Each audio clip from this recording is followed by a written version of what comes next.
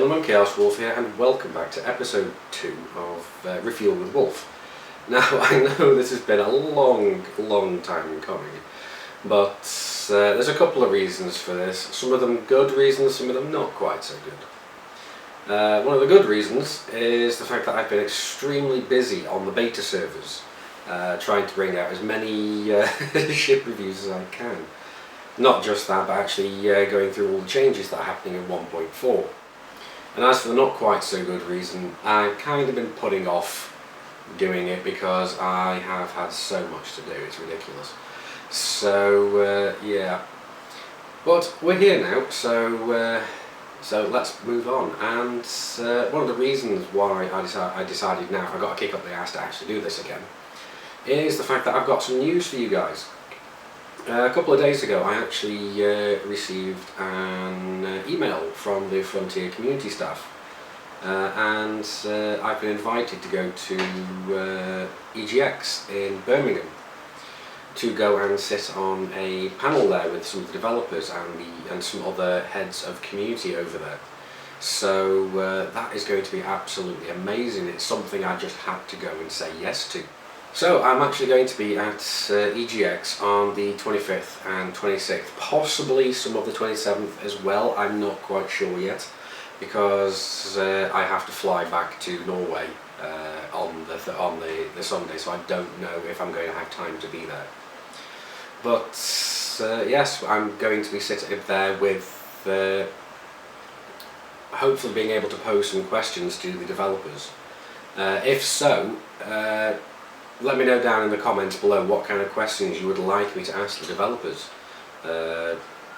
because there's lots of things I'd like to know, but I want to know what you guys specifically want to know. But bear in mind, Frontier are pretty much very tight-lipped about a lot of the stuff they have in development, and I don't really see that changing all that much. So just bear that in mind, and I'll try and pose as many questions as I can if I get the chance to. But yeah, this is going to be absolutely amazing. I do want to ask them what you guys want to hear. Not only that, but I may actually be doing some live streaming, possibly on Saturday from EGX. I'm not quite sure on this yet, it hasn't been confirmed yet. But I'll let you guys know as soon as I know anything definitive about this. But this is going to be absolutely amazing. I'm hoping to see some of you guys down at EGX if you are actually going. So if you are going and you do happen to see me just wandering around, please come and say hello. I don't want you to feel like you can't. Because you guys are the reason that my channel is actually successful now. You're the ones that support my channel, you're the ones that actually like my content, so please, I want to say a big thank you to all of you. And speaking about my channel being a bit of a success, yesterday I actually managed to hit 8,000 subscribers, so this is absolutely amazing. It's all down to you guys. Thank you so very much. Now, that's basically the big news out of the way, and as usual I do want to get through some frequently asked questions and some specific questions that were asked by you guys in my last episode of Refuel with Wulff. So we're going to start off with some of the frequently asked questions. The first one I get asked this so many times it's ridiculous, is how do I get the camera outside my ship and move around? That's actually called the debug cam. Its default keybinds, at least for the PC, are Control, Alt and Space. But I don't know if it's available on the Xbone or the Mac. I'm assuming it is on the Mac, but I really don't know about the Xbone. But this only works when you're undocked. If you want it to use this function when you're actually docked, you're going to have to go into the control menu from the pause menu, and it's somewhere near the bottom, and you can actually bind the debug cam to a single button, and then that will actually work when you're docked. It's just that the Control Alt Space doesn't work when you're docked at all. So you actually have to be outside of a station for it to work. Well, not outside, but you have to be off your landing pad. The next one I get asked fairly frequently is, how do I set my account up to have 2 different commanders on there? And this is a very big misconception. I don't actually do this. I have actually bought 2 copies of the game from Frontier. I had 1 Steam copy and 1 normal copy. And what I just do is I just change my login details every time I log in. The only downside to this is every time you switch from one user account to another, you have to put in a verification code which is automatically sent to your email address. So it is a bit of more of a pain in the arse, and I wish I could turn it off, but unfortunately I can't do this. So that's pretty much how you do it, but we are hoping that in the future we are going to be able to condense accounts down into multiple commander names, so you can just log in on one account, choose your commander and off you go. That would be amazing, but I can't see as that's going to be happening in the near future. I have a feeling that might I imagine it will happen, but just not too soon. The next frequently asked question I get is, how do I get my ship so cheap on my ship reviews? And it's no special treatment. I don't get lower ship prices just because I'm a YouTuber or anything. No, it's because I've got beta access. And on the beta server, originally all ships and all modules were only 100 credits. At least all the newer items, anyway, that they wanted you to test specifically. But Frontier have actually gone and changed that now, so that everything on the beta server is actually only 10% of its normal live server price. So that's how I go and get my ships for so cheap. And that's also why you don't see any 100 credit ships anymore. Even the Sidewinder's not 100 credits on the beta server. And following on from that, I also get asked, holy crap, how do you make so much money? And what I'm assuming is what they mean is how I get so much credits in game. And that's pretty much been done through, well, I basically earned my first 20 million, 30 to 50 million maybe, I can't quite remember the exact numbers. I made all that through, I started off making my first million through mining, back before the mining drones and everything, so you can imagine how fun that was. After that I bought myself a Viper Mark III, outfitted it for combat, and pretty much earned the rest of it through combat. Going and doing normal bounty hunting to start with, and then as soon as I'd A-graded it out, I went and did assassination missions. You can see pretty much what I was doing back in my original Let's Play series. If you actually go into my main channel page and go into my playlist, you'll actually see it at the bottom. It's my Let's Play playlist. My newer Let's Play series I've actually called Zero to Hero, so that's my newer series. But my older one was just called Let's Play, and you can see pretty much what I was doing there. Although those videos aren't really much, I don't really advertise those episodes too much at the moment because they weren't of as good quality as I do now, I hope.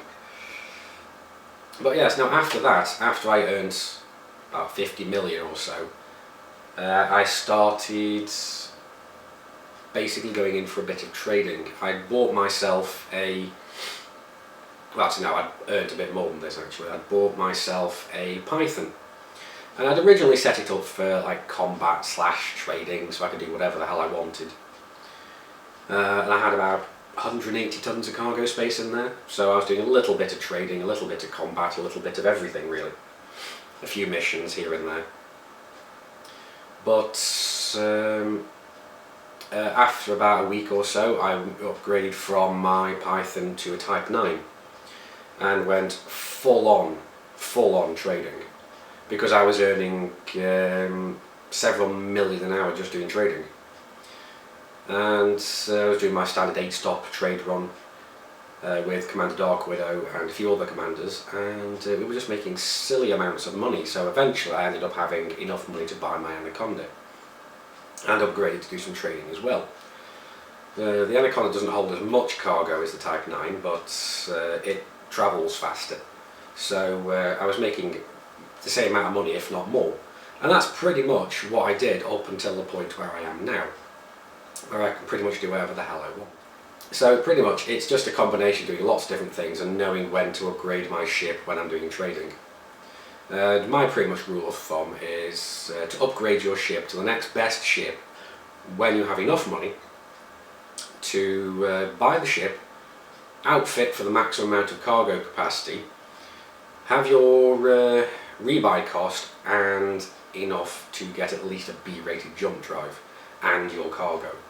So that's pretty much how I gauge how to actually know when to buy the next ship when I'm actually trading. But anyway, I'm kind of going off on a little bit of a tangent from this point, so let's move on to something else. The next one is, why do I have that yellow little dot next to my contacts button on the starport services? Well, that just basically denotes that you are pledged to a power, and it shows that you'll have the extra little button when you go in, which is powers contact, so you can actually do missions for your power and so on. So that's pretty much all that it is. If you don't have it, you're not pledged, and if you do have it, you are pledged. And the last one of my frequently asked questions so far is, what is my favourite ship in the game?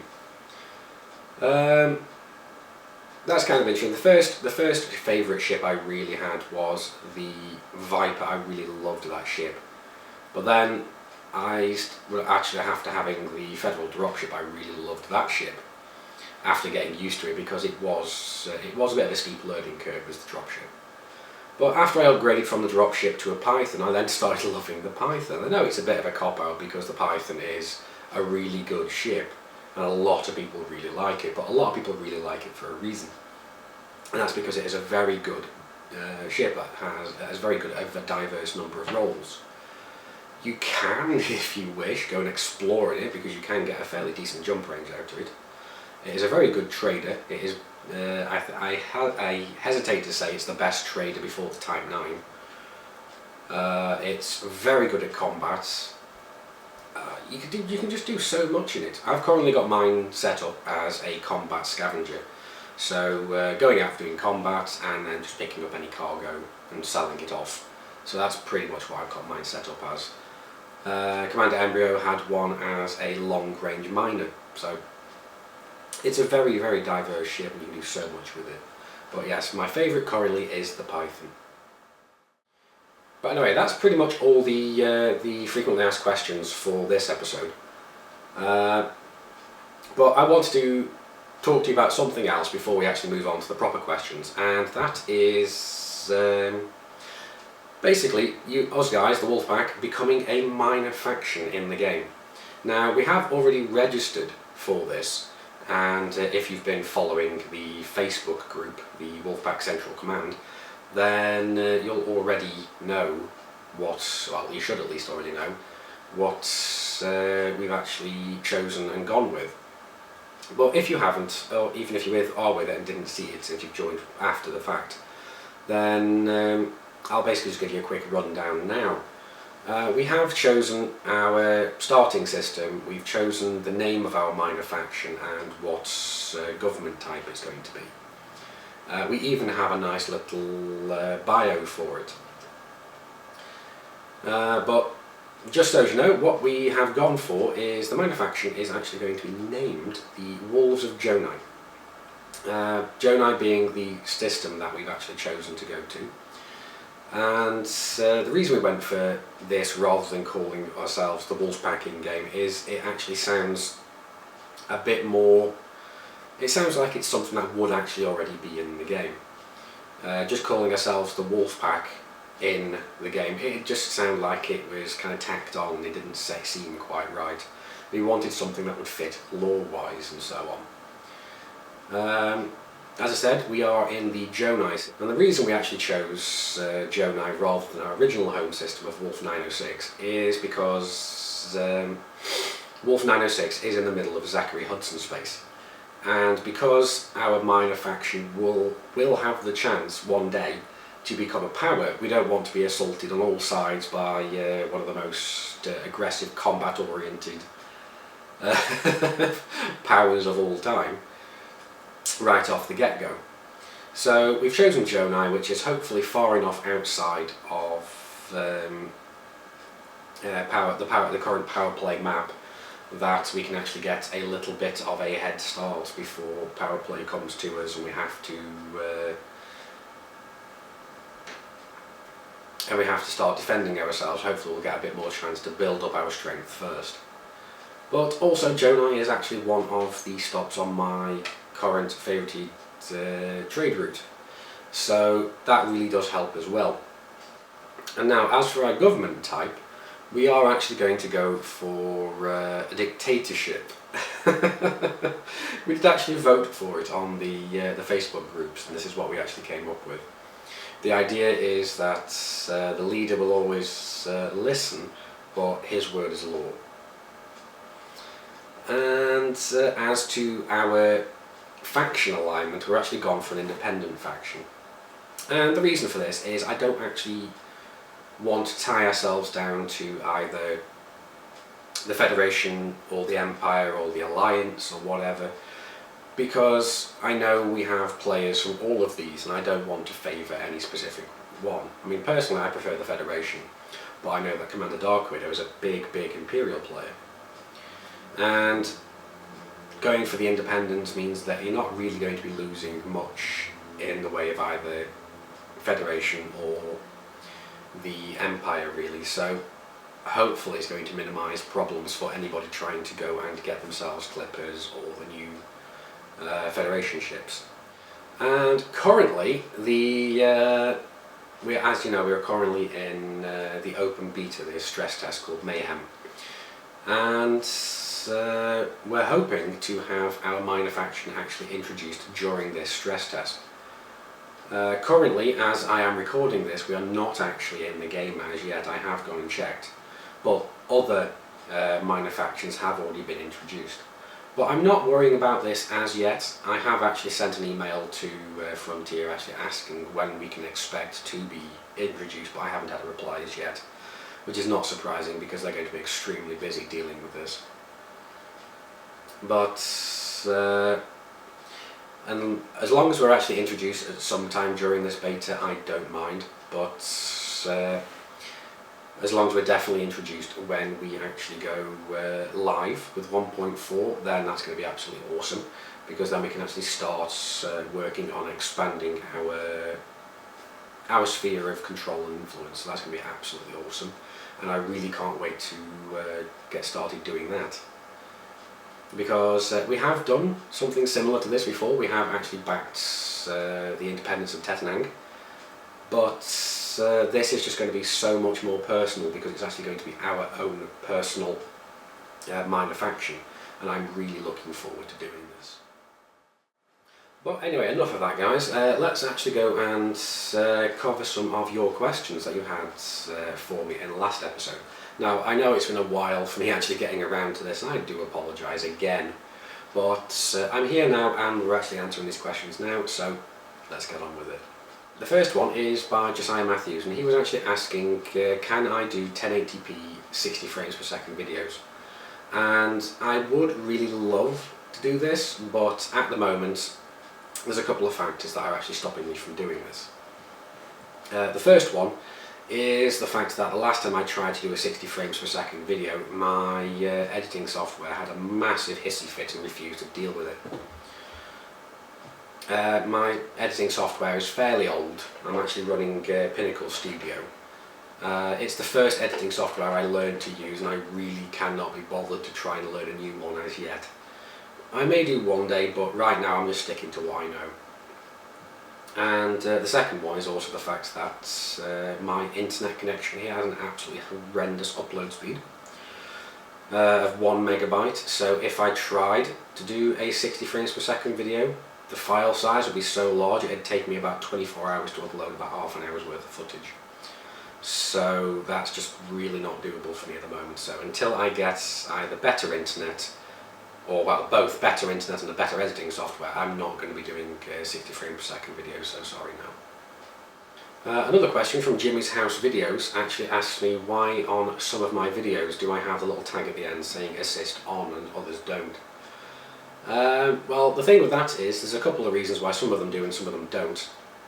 The first one is that the fact that when I started making videos for Elite Dangerous, all the videos that I could find would say assist off. I found that they weren't kind of catering towards my specific kind of skill level at the time, and I couldn't find any videos that were useful to me too much at the time, which is one of the reasons why I started doing Elite Dangerous videos in the first place.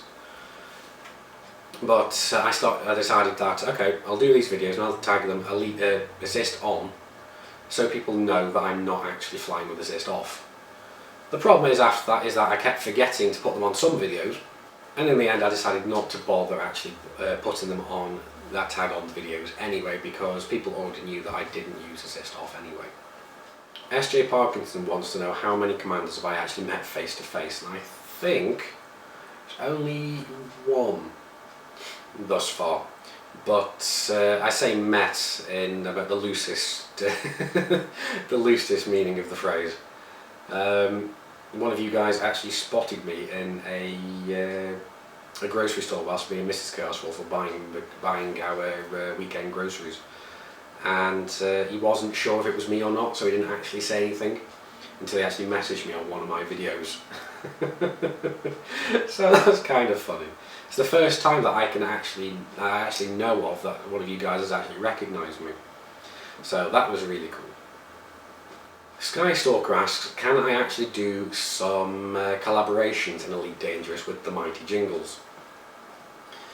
Now, I'm not sure if you guys are aware that yes, the Mighty Jingles does actually play Elite Dangerous, but he only plays it as a chill out game. He doesn't like to advertise his commander name or anything in the game, because he basically, if he plays it, he wants to be left alone. So I can't foresee this happening, although I would think it would be awesome to do some kind of collaboration with him. But I'll be honest, I don't see it happening in the near future. Perhaps one day, we'll see. The next question pretty much leads off from the previous. It's by Commander JD, and he wants to know, have I ever actually met the Mighty Jingles in real life? As of recording, no, I haven't. I haven't even spoken to him. The closest connection, well, the closest amount of communication we've ever had is the one time he shared one of my videos on his Facebook group, which again I'm eternally happy for, because if he hadn't have done that, I wouldn't still be doing YouTube now. Because around about that point I was getting ready to give up with the whole YouTube thing, and after he actually shared this video, I went from around about 20 subscribers to 120, and I thought, oh, I might actually be able to do something to do this. So if it wasn't for that one act of kindness, him sharing that video of mine, I wouldn't be here today. I wouldn't have been contacted by Frontier. I wouldn't be going to EGX. So it's just that one thing that he did has basically done so many great things for me, so I'm eternally grateful for this. I do believe he is actually going to EGX himself, and if I remember correctly, he's going to be going as Judge Jingles. If that is the case, I'd love to be able to meet him face to face and say thank you, but EGX is a big games convention, and I don't know if I'm actually either going to have time for myself too much, or actually be able to even run anywhere near to him. But I really would like to be able to basically just meet him, shake his hand, say thank you, and possibly ask about doing some kind of collaboration in the future, whether that be World of Tanks, whether that be Elite Dangerous, although very, very unlikely being Elite Dangerous. That would be awesome, but I really can't say whether that will happen or not. As at the moment the future is totally unwritten, so we'll have to go and see what happens. But I hope that answers your question. The next question is by Steady Eddie, and he actually asked me how can we actually go about joining the Wulff Pack. At the moment we have a few ways of you doing this. There is basically, you can come and join us on the Facebook group. the link to which is actually down in the description. We've got the Facebook group, we also have our forums, again link in the video description, and we also have a private group. I've actually got a tutorial about actually doing this already. It's called joining our private group, or something along those lines, the Wulff private group. I'll put a link to that in the video description as well. And basically you can come and join us there. We do have our own TeamSpeak server, so you can come and talk to us on there. But be warned, if any trolls come on there, I will be banning them with extreme prejudice. So just be warned. I live in Norway, we have enough trolls to deal with as it is. Ben Weir asks, bearing in mind this is a very old question, it's at least a few months since this was asked, so it's kind of a little outdated at the moment. But he asks, would I be interested in running some kind of like in-game clan or group so that a lot of people could fly under the same flag? And that's pretty much what's going to be happening with our minor faction, and then hopefully one day becoming a power. Now, like I said, at the moment we do have the Facebook group to communicate, we have got our forums to communicate, we've even got the TeamSpeak server. But I am really looking forward to when we actually get the ability to upgrade our minor faction to a power. Because from what I understand, when we actually get to upgrade to a power, we actually get the ability to control sectors of space, doing as all the powers do at the moment. We'd have our own figurehead, which I would hope to be me. I'd love to have my face in this game. And we'd even get our own faction module. We'd even get modifications to like how we earn credits and stuff, or whatever. Like we could choose to have bounty hunting increases and so on, like Arissa Liavini Duval does. We could have trading benefits like one of the other one does. We could possibly even have scavenging mission upgrades, which I think might actually be a really good thing to have, but we'll have to see. We'd have to work out what fits the theme of our faction the best, actually. But I'm really looking forward to having this happen. So we're going to then, basically as soon as this happens, we're going to be trying to organise this as well as humanly possible, so that we have the best chance of becoming a power. Because it seems that in order to become a power, there's going to be some level of competition in there with the rest of the minor factions. We have to compete against each other for the right to become a power. And I want to be as well organised as possible so we have the best chance of winning as early as possible. So I hope that answers your question, and also I'm hoping you're as excited for the future of the Wulff pack as I am. J-Dog actually asked, well, he says he's basically a new player. He's going to be playing on Xbox One, or he probably will be playing on Xbox One by now, bearing in mind these are some older questions. Will I actually be playing Elite Dangerous on the Xbone? Simple answer to that is no, I won't. I've put in so much time and effort onto the PC release, I'm not going to be jumping over into any different format.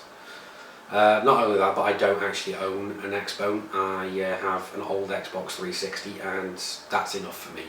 I'm not really a console person anymore. I really used to be, but ever since I got my my PC gaming rig, I've never really looked back.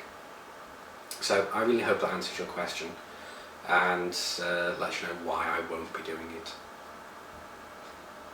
The last question, I can't remember who asked this because I actually can't find the comment anymore, but they were asking, ChaosWulff, that ponytail of yours, is it fixed, gimbaled or turreted?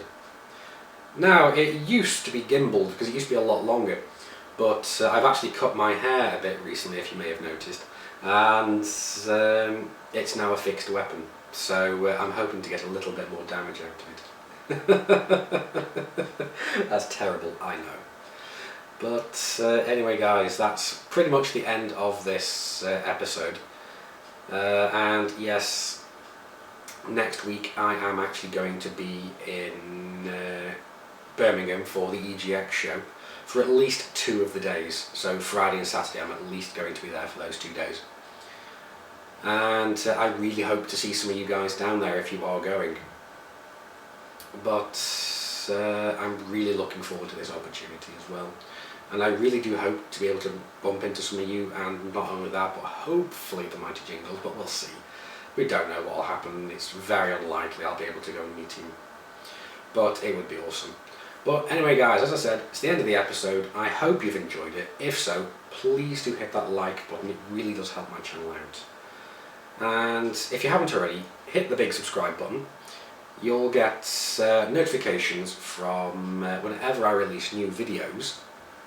And also, if you are hungry for more Elite Dangerous content, go and check down on the right the list of my affiliated channels. And just remember, Commanders, until next time, keep flying and stay shining.